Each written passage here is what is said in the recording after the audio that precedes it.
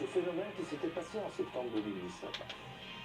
En août 2018, il y a eu l'affaire des 80 km/h.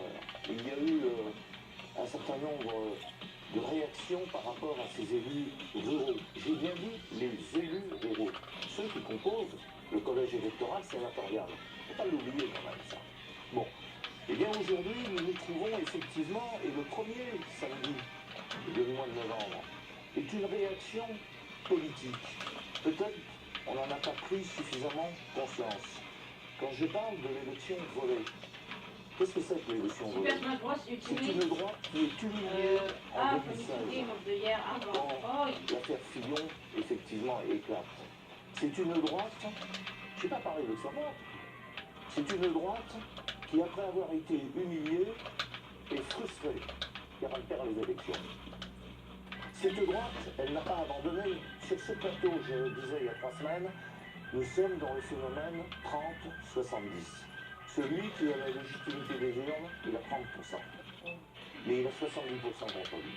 Et d'ailleurs, ces chiffres, nous les retrouvons systématiquement dans les sondages. Dans les sondages de popularité ou les sondages d'adversité. Et il y aura un autre scrutin bientôt, bien sûr, avec les européennes. Enfin, mais ces images, vous les voyez toujours en direct, ce cortège parisien qui défile dans le calme, en ce qui contraste avec ce qu'il est en train de se passer à Rouen, à Castesson, la situation qui s'est tendue il y a quelques minutes. Oui, qui s'est tendu pour la première fois de l'après-midi parce que en fait on va expliquer la chose suivante, c'est que vu que les manifestations sont interdites dans le centre-ville, et bien le cortège emprunte un petit peu la périphérie de la ville de Rouen.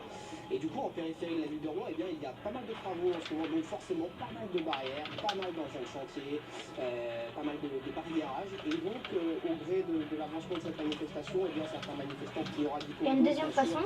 en ont profité pour incendier ces quelques matériels, parce que nous observé à l'image, c'est un engin de chantier qui a commencé à brûler il y a une dizaine de minutes, et du coup les forces de l'ordre un peu plus loin ont tenté d'intervenir pour faire un petit peu redescendre la pression. On fait usage de grenades lacrymogènes, ce qui a eu comme conséquence immédiate de disperser un petit peu tout le monde et de créer cette situation un peu de stand-by. Ici le cortège s'est arrêté, il reprend dans un sens, il reprend dans l'autre. Voilà ce qui se passe ici à Rouen pour cette toute petite tension intervenue en marge de la manifestation cet après-midi. Castesson avant avec Thomas Renaud, Dominique Rizet, c'est toute la difficulté de ce samedi qui s'enchaîne, c'est d'adapter le dispositif de sécurité à des journées qui parfois sont très calmes et qui ont quelques petits épisodes comme ça violents, mais très petits, et des samedis très violents comme on a pu voir le 16 mars. Oui, parce que les forces de l'ordre sont là pour être ici, c'est leur rôle, c'est leur mission, et des débordements, effectivement, vous l'avez rappelé, qui ont été extrêmement graves et extrêmement violents. Elles doivent être ici tout en étant visibles sans être trop. C'est une quadrature du cercle, c'est un peu comme la politique, c'est que les forces de l'ordre doivent pouvoir arriver très rapidement pour empêcher les manifestants de partir dans les endroits qui leur sont interdits, doivent être là rapidement pour interpeller des casseurs qui vont aller brûler, qui vont aller piller. Il faut des dispositifs adaptés, ça a beaucoup bougé depuis le 17 novembre. La préfecture de police a mis en place à Paris les fameux DAR, les détachements d'action rapide qui étaient chargés d'aller chercher les casseurs, qui sont venus avec le nouveau préfet de police qui a remplacé Michel Delpech, ancien préfet de police, donc Didier Lallemand, qui sont devenus, les DAR sont devenus des braves. Donc on cherche, on change les termes des brigades au fur et à mesure finalement des manifestations. On s'adapte, ça n'est pas facile. Et vous voyez qu'à Rouen, ici, on a des manifestants qui ont voulu sortir du cortège qui était autorisé, du parcours qui était autorisé, et immédiatement donc les forces de l'ordre interviennent, comme elles sont intervenues à Paris dans le cortège Éric Drouet, on l'appelle comme ça, pour pousser des manifestants qui veulent vraiment en sortir, parce que c'est mieux, c'est plus drôle pour eux. Éric Drouet qui a été verbalisé tout à l'heure à Paris, à côté des Champs-Élysées, des interdictions de manifester donc reconduites aujourd'hui, on l'a dit, sur les Champs-Élysées, dans plusieurs villes, et notamment Dominique en parlait à Rouen. Ces gilets jaunes, Camille Langlade, on le rappelle, le mouvement il a débuté il y a 4 mois et demi, bientôt 5 mois, le 17 novembre. Qu'est-ce qu'ils ont obtenu depuis le 17 novembre finalement? Alors, ils ont obtenu un gros chèque, on en parlait tout à l'heure, 10 milliards d'euros, c'est quand même ce n'est pas rien, c'est inhabituel dans un quinquennat, donc des avancées et des avancées réelles, quotidiennes pour le pouvoir d'achat des Français. C'est vu sur quoi? Sur certaines petites retraites, sur la baisse de cotisations sociales. Il y a eu cette prime du gouvernement défiscalisée à hauteur de 3 000, il me semble, euros pour les salariés. Donc il y a eu déjà cette mesure comptable. Notamment. Ensuite, qu'y a-t-il eu? Eh bien, ce grand débat. Alors, ce n'était peut-être pas la réponse espérée ou attendue par les Français qui soutenaient les Gilets jaunes, mais cela a permis quand même de dépressuriser la cabine, comme on dit en termes d'aviation civile, et de permettre à la France de retrouver un peu d'oxygène, de permettre au gouvernement aussi de retrouver un peu d'oxygène. Ce grand débat, il a permis à Emmanuel Macron de retrouver quelques points de popularité, quasiment à un niveau égal à avant la crise des Gilets jaunes, mais on a bien vu que ça s'est terminé quand même en difficulté, que ça peut être un petit peu trop tardé, donc il est temps maintenant d'en venir aux solutions. Pour l'instant, les Gilets jaunes, vous voyez, sont toujours dans la rue et du côté de Paris, ils viennent d'atteindre une partie du périphérique parisien, c'est ce qu'on voyait sur les images il y a quelques minutes, hein, alors que la circulation est en place. On voit arriver, Dominique, ces forces de l'ordre qui interviennent dans ces moments-là, parce que alors là, on est quand même dans une situation extrêmement dangereuse. Alors, qui sont sur le périphérique, c'est ça? Ils sont puisque la manifestation donc, devait passer par la porte de Champerret, hein, c'est ici, la porte de Champerret, pour passer le pont qu'on voit et aller vers la droite, vers les Hauts-de-Seine, jusqu'à la Défense. Donc, là encore, eh bien, les manifestants ont quitté l'itinéraire qui était prévu pour descendre sur le boulevard périphérique. Évidemment, c'est dangereux, puisque c'est une voie à grande circulation. Donc, les forces de l'ordre qui les repoussent, qui les font partir. Là encore, bon, la même chose qu'avant, c'est plus drôle d'aller sur le périphérique, d'interrompre la circulation, que de défiler tranquillement depuis la République jusqu'à la Défense sans se faire remarquer. Vous voyez, donc les policiers les ramènent dans le droit chemin, si je puis dire, en tout cas le chemin qui était prévu initialement en accord avec la préfecture pour aller jusque sur le parvis de la Défense. Le problème, c'est qu'on a ici une situation très dangereuse et le problème pour les forces de l'ordre, c'est d'éviter semaine après semaine qu'il y ait des victimes. Jusqu'à maintenant, ça a été le cas, mais si jamais il y en a une seule, ce sera extrêmement grave. Bien sûr, il ne peut pas y avoir de victimes, c'est impossible. Il ne peut pas y avoir de victimes parce que les noms de victimes, dans chaque manifestation, on s'en souvient. On se souvient de Malik Oussekine, c'était les années 80. On se souvient de Rémi Fraisse, c'était il y a 4 ou 5 ans, 3 ans peut-être, voilà. Et donc ces noms, on les garde en mémoire évidemment. Donc un seul manifestant auquel il arrivera quelque chose, Rémi Fraisse, c'était un accident. Hein, c'était, souvenez-vous, c'est une grenade offensive, pas une grenade offensive, une grenade F1 qui explose entre son dos et son sac à dos. C'est un drame immense pour Rémi Fraisse, pour sa famille, puis pour tout le monde. Voilà.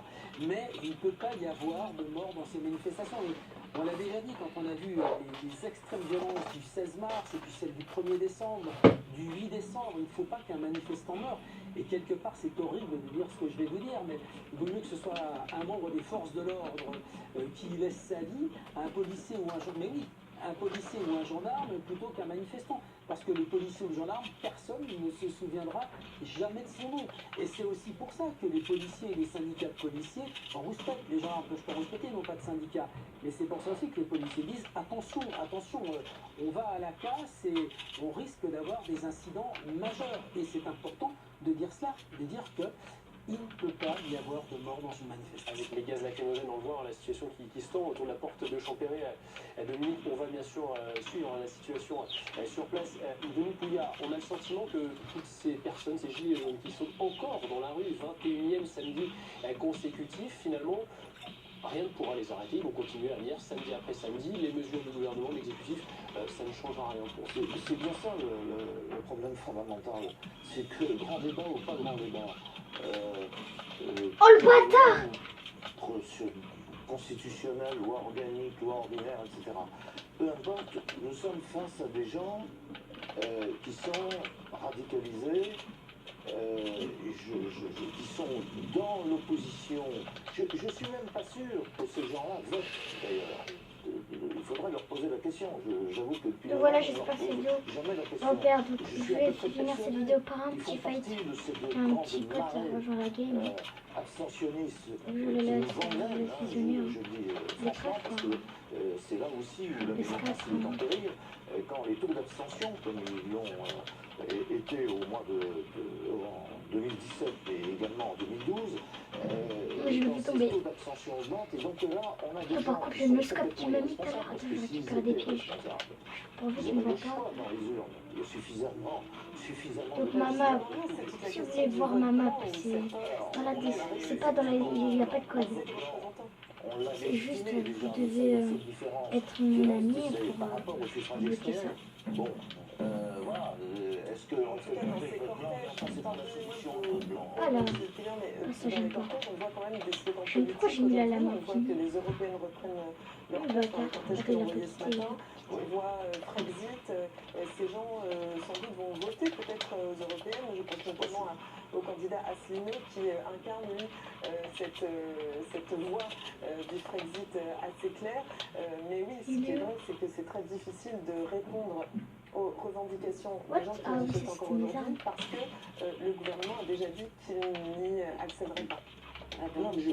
Pardon, Denis Fouillard, allez-y. Oui, je pense que là, c'est là la fracture politique, vraiment politique. Il va falloir avoir un choix politique. Le choix politique, ça va être ou la sécurité et la sûreté pour défendre l'État qui est menacé. Il ne faut pas oublier que depuis le début, il y a un climat anti-État.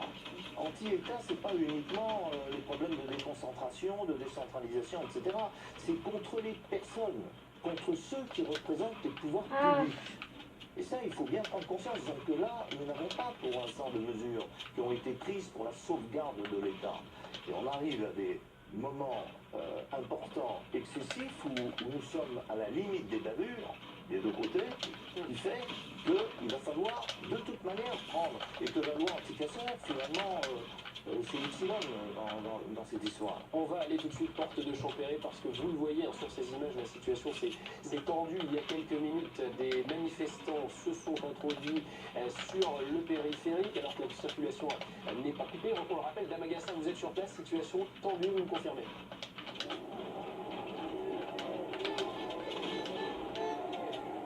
Oui, situation tendue, floue ici sur le boulevard périphérique du côté de la porte de Champéret. Les forces de l'ordre, les CRS, viennent il y a quelques secondes de charger les manifestants. Ce qui se passe, c'est que, alors que tout se déroulait bien avenue de Villiers, les gilets jaunes tentaient de se rapprocher de l'entrée du boulevard périphérique. Forcément, les forces de l'ordre ont immédiatement réagi en mettant toute une allée de camions de CRS et en formant une allée contre ces gilets jaunes pour les empêcher de passer régulièrement. Et bien, ils les chargent pour les disperser. Il y a du gaz lacrymogène qui est aussi très régulièrement utilisé, des grenades de désencerclement également. Donc une situation un petit peu tendue, un petit peu floue ici du côté de la porte de Champéret. C'est la deuxième fois en l'espace de 20 minutes que les gilets jaunes essayent de dévier de leur parcours initialement prévu en direction de l'esplanade de la Défense. Il y a plusieurs minutes de ça, ils s'étaient engouffrés du côté de l'avenue de Wagram pour tenter d'accéder au secteur des Champs-Élysées, un secteur bien évidemment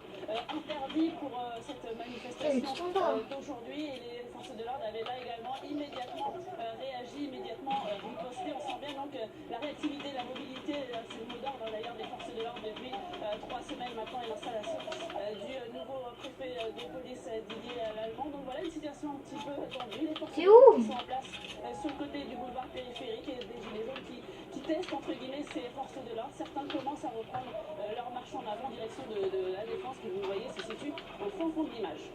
Ça va, Charles Kemener sur cette porte de Champéret. Effectivement, comme tous les week-ends, ces manifestants